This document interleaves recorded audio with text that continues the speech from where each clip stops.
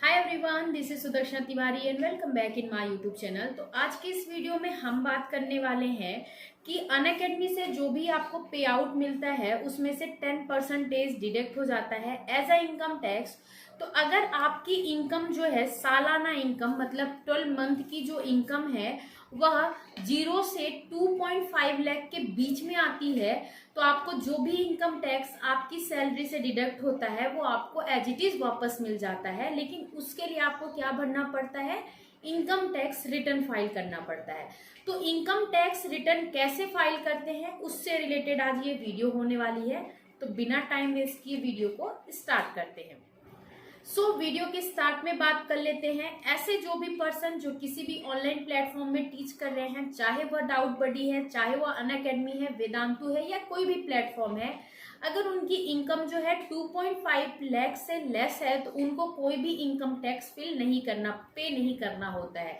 लेकिन अगर आपकी इनकम 2.5 से 5 लाख के बीच में आती है तो आपको 5% इनकम टैक्स देना होता है। अगर उससे अबव है तो अलग अलग आपके इनकम टैक्स के स्लैब होते हैं। ठीक है, तो हम बात कर लेते हैं उन लोगों की जिनकी इनकम जो है 2.5 लाख से कम में रेंज में आती है। तो जो भी आपके इनकम टैक्स कटते हैं वो आपके पैन कार्ड में वहां पे डिटेल में डले होते हैं। मतलब जो भी कंपनीज आपकी इनकम टैक्स कट करती है वो आपके पैन नंबर पे शो कर देती है। तो इनकम टैक्स का फॉर्म आता है, उस पे आपको रिटर्न फाइल करना होता है। ठीक है, तो वो रिटर्न आप जब फाइल करते हो तो आपके जो भी इनकम टैक्स के थ्रू पैसे कट हुए हैं वो आपको आपके बैंक अकाउंट में क्रेडिट हो जाते हैं। आज ये वीडियो स्पेसिफिक अनअकैडमी के यूजर्स के लिए होने वाली है। जो भी पर्सन अनअकैडमी में डाउट सॉल्विंग एजुकेटर है उनका जो पे आउट होता है 10% डिडक्ट होता है एज ए इनकम टैक्स।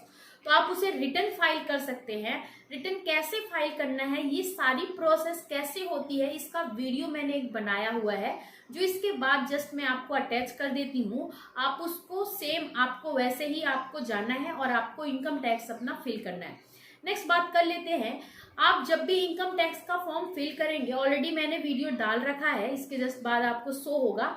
आप एक बात ध्यान रखेंगे, एक क्वेश्चन मार्क वहां पे शो होता करता है। जब भी जो भी ऑप्शन आपको देखना है उस ऑप्शन पर अगर आप क्लिक करेंगे तो वो ऑप्शन किससे रिलेटेड है वो आपको शो हो जाएगा। ठीक है, तो आपको सिंपली करना क्या है, जिस तरह मैंने आपको इनकम टैक्स का फॉर्म भर के दिखाया सेम उसी तरह आपको इनकम टैक्स अपना फॉर्म फिल कर देना है। तो ये वीडियो जो है मेरे ब्रदर ने रिकॉर्ड किया है, तो उसने थोड़ा कुछ अपना ही डाल दिया है, तो उसे थोड़ा इग्नोर करिएगा।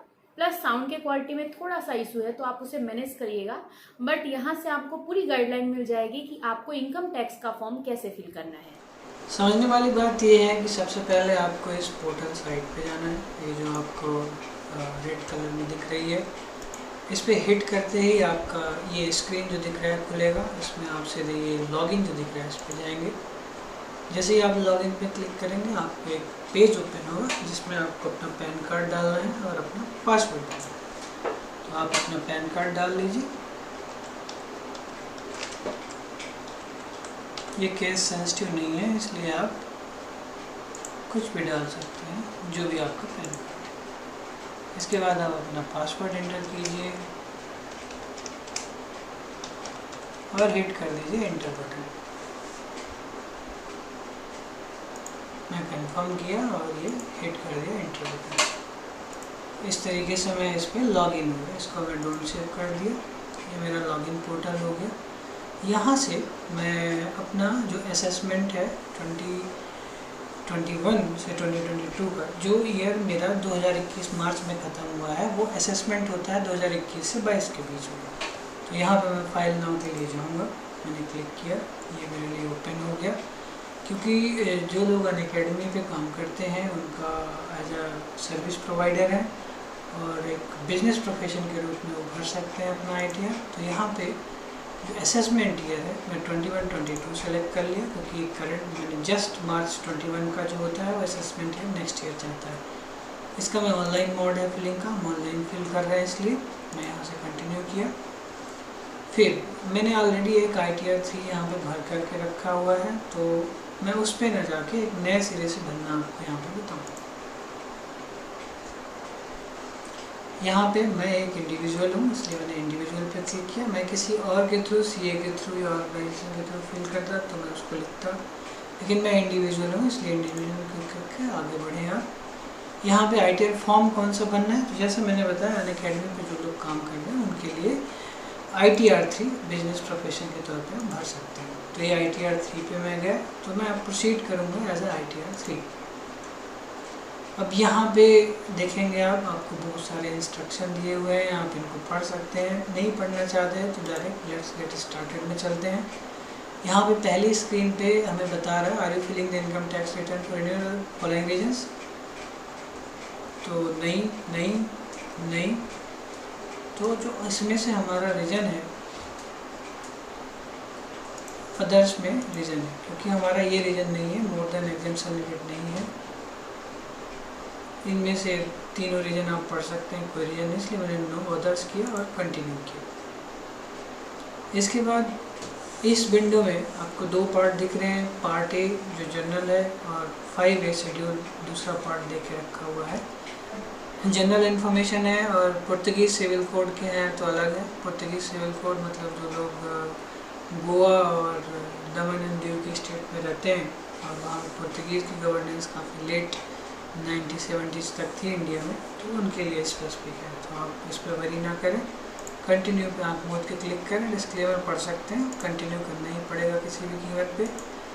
फिर यहाँ पे देखेंगे तो हमने जो शेड्यूल सेलेक्ट किया उसके हिसाब से मुझे कुछ क्वेश्चंस के आंसर देने, तो मैंने कंटिन्यू किया। आप नए टैक्स रिजिम में ऑप्ट करना चाहते हैं कि नए टैक्स रिजिम जो है, पहले टैक्स रिजिम में स्लैब्स थे जो कि 5 लाख से शुरू हो जाते थे, 5 लाख, 10 लाख, 30 लाख और 1 करोड़ ऐसे, जिसमें से 2.5%, 5%, 10% और 30% के टैक्सेस थे। पिछले 2 साल में गवर्नमेंट ने स्लैब की अरेंजमेंट चेंज की है, तो गवर्नमेंट ऑफर करती है कि आप पुराने तरीके से टैक्स पे करना चाहते हैं कि नहीं। तो आपका क्योंकि जो इनकम है 5 लाख से अगर कम है तो आप दोनों में से कोई ऑप्ट कर लें, आपको फ़र्क ही नहीं पड़ता। तो न्यू टैक्स रिजिम के लिए मैं अभी नो कर रहा हूँ क्योंकि मुझे कोई ख़ास ज़रूरत नहीं है, क्योंकि न्यू टैक्स में जाने में आपको कुछ इनपुट फिल करना पड़ेगा। तो नो करके आप कंटिन्यू करिए।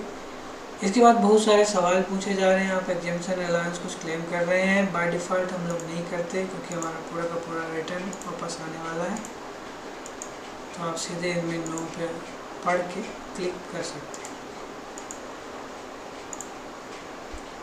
आगे भी पढ़ते जाइए और नो पे क्लिक करते जाइए, क्योंकि अगर आप किसी चैरिटी को डोनेट करते हैं और ऐसा कुछ काम करते हैं तो एडिशनल टैक्स एग्जेम्पशन आप क्लेम कर सकते हैं, क्योंकि हमारा टैक्स कटने ही नहीं वाला, थोड़ा पैसा रिटर्न होने वाला है, इसलिए आप पूरा नो करके आगे बढ़ सकते हैं।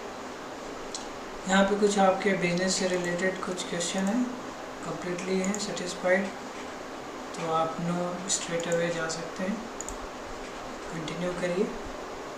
देखिए अब इस पूरे फॉर्म में जो समरी हमें सामने दिख रही है, पार्ट ए में जनरल है, आपके बारे में इंफॉर्मेशन है, आप क्लिक करके अपनी इन्फॉर्मेशन को यहाँ फिल कर सकते हैं और कंफर्म कर सकते हैं। पर्सनल इन्फॉर्मेशन जैसे नाम हो गया, आपका पैन कार्ड हो गया, बर्थ डेट हो गई, आधार कार्ड का नंबर हो गया, ये सब फिल कर दीजिए। फिर कॉन्टैक्ट इन्फॉर्मेशन आप अपनी अपडेट कर दीजिए, जिससे कि आपको कॉन्टैक्ट करने में ईजी हो। फिलिंग सेक्शन में अक्सर रिटर्न जो फिल किया जाता है बिफोर ड्यू डेट 139-1 पे होता है, तो बाय डिफ़ॉल्ट वो सिलेक्टेड है। हम नए टैक्स रिजिम में ऑप्ट नहीं कर रहे हैं तो नो सिलेक्टेड है, और हम रेसिडेंट हैं इंडिया के, ये सिलेक्शन है, और कंडीशन फॉर रेसिडेंस है तो हम यहाँ पे ऑलरेडी हैं 182 डेज से ज़्यादा। और यहाँ पे do you want claim benefit, नहीं ऐसा कुछ नहीं है, ऐसा कुछ नहीं है। अदर ऐसे लोकेशन नो, हम ऐसी जगह पे नहीं है, ज़रूरत नहीं है, रिप्रेजेंटेटिव से नहीं फिल कर रहे हैं, डायरेक्टर से ऐसी कोई आवश्यकता नहीं है, फॉर्म का ज़्यादा पार्टनरशिप है नहीं, इक्विटी शेयर्स में है नहीं, उसको आप डायरेक्ट सेव कर सकते हैं यहाँ से। ऑडिट रिलेटेड इन्फॉर्मेशन में are you liable to maintain account, नहीं, हम कौन सा अकाउंट मेंटेन करेंगे, सब नो पे आँख मूंद के आप क्लिक कर सकते हैं। If liable furnish the detail mention the date of furnishing the audit, no liable ही नहीं है, हम यहाँ भी लायबल नहीं है, सेव करिए। यहाँ पे एक क्वेश्चन है, whether during the year total sales turnover was 1 crore. बिल्कुल नहीं, 1 करोड़ होता तो फिर क्यों बढ़ते। ये हो गया बैंक डिटेल। आप अपना बैंक डिटेल कंफर्म करके डाल दीजिए, जितने अकाउंट डालना चाहते हैं डाल दीजिए जिस पर आपको रिटर्न क्लेम करना है। मैं इसको कंफर्म करूँगा। पार्ट ए कंफर्म करने के बाद मैं पार्ट बी में जाऊँगा। NB जो कि नेचर ऑफ बिजनेस है, मैं बताऊँगा मैं काम करता क्या हूँ, जिससे कि इनको पता चल जाए कि कहाँ से मैंने पैसे कमाए। तो यहाँ पे मैं इसका डिटेल डालूँगा। आप ऐड डिटेल में क्लिक करिए। कोड हैं बहुत सारे हैं, आप इनमें से स्क्रॉल डाउन करते जाइए। स्पेसिफिक टू अनअकैडमी अगर बात करो जो ई सर्विसेज में पढ़ाते हैं, उनका है 17007। डायरेक्ट आप स्क्रॉल करके वहीं पर पहुँच जाइए। तो ये वाला कोड है। अदर एजुकेशन सर्विसेज हम लोग प्रोवाइड करते हैं ऑनलाइन मीडियम से। ये हो गया। थर्ड नेम ऑफ प्रोप्रिएटरशिप कुछ है तो आप लिख सकते हैं, जैसे मैं यहाँ पे अनअकैडमी मैंने मेंशन कर दिया, आप भी कर सकते हैं। डिस्क्रिप्शन क्या है, आप डाउट सॉल्वर हैं तो डाउट सॉल्विंग सर्विसेज यहाँ पे टाइप करके डाल सकते हैं।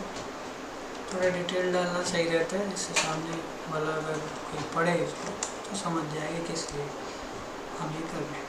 इसको मैं ऐड कर दूंगा अपने में। ये मेरा ऐड हो गया से और इसको मैं कंफर्म कर देता हूँ। इन दो पार्ट को कंफर्म करने के बाद बाकी ये जो बकवास दिख रहा है हमें करने की कोई आवश्यकता नहीं है। सीधे हम जाएंगे शेड्यूल्ड BP करके है। ये शेड्यूल्ड BP में गए और शेड्यूल्ड BP में हम अपना डिटेल डालेंगे इनकम का।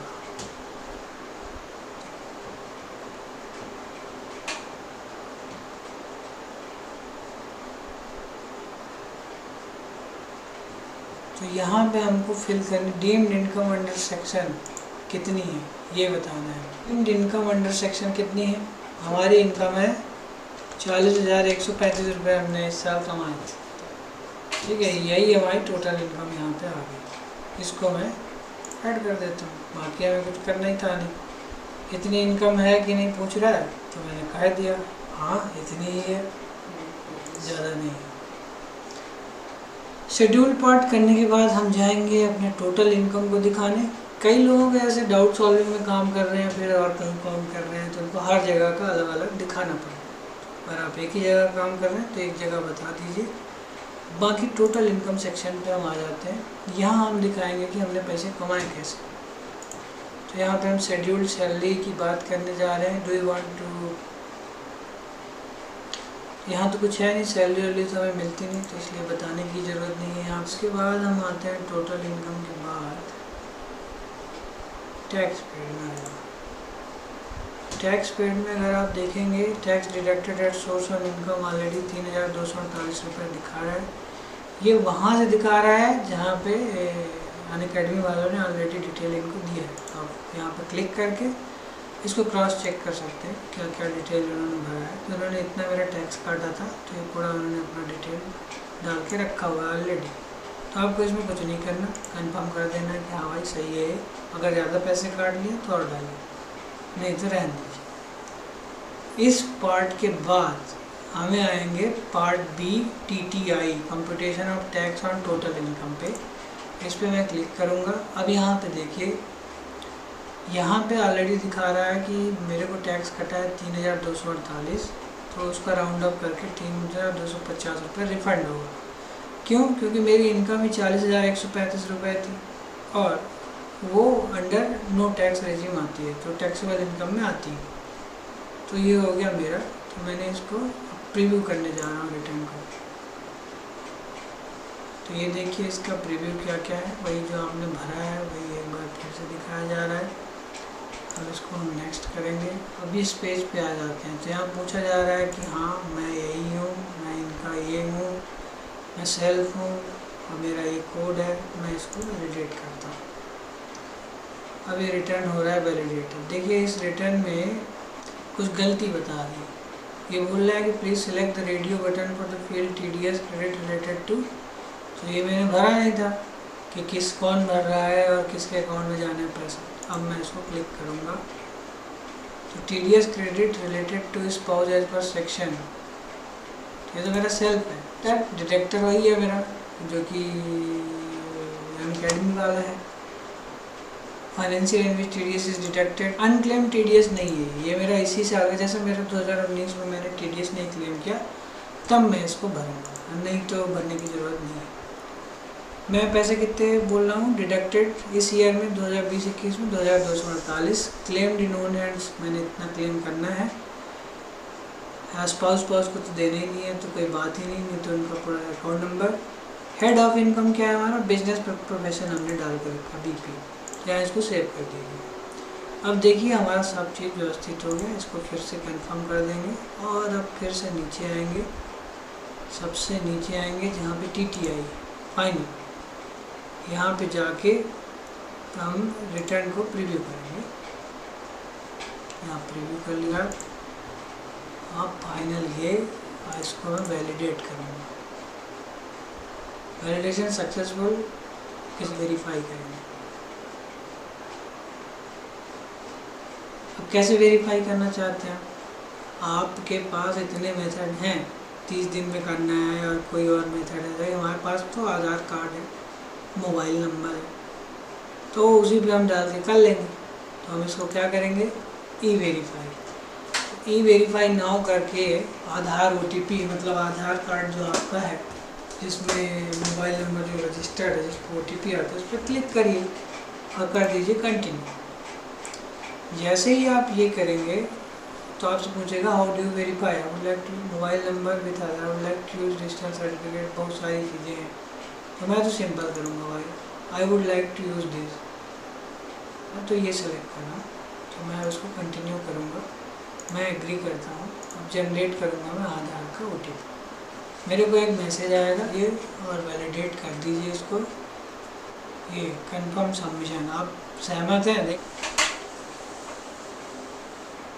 सक्सेसफुली फील्ड एंड वेरीफाइड हो गया, we will notify on this processing your return. So आज की इस वीडियो में बस इतना ही। वीडियो पसंद आई है तो वीडियो को लाइक करें, चैनल को सब्सक्राइब करें और वीडियो को शेयर करें। अगर आप मेरे टेलीग्राम चैनल से जुड़ना चाहते हैं तो लिंक आपको डिस्क्रिप्शन बॉक्स में मिल जाएगा, आप मुझे वहां से फॉलो कर सकते हैं।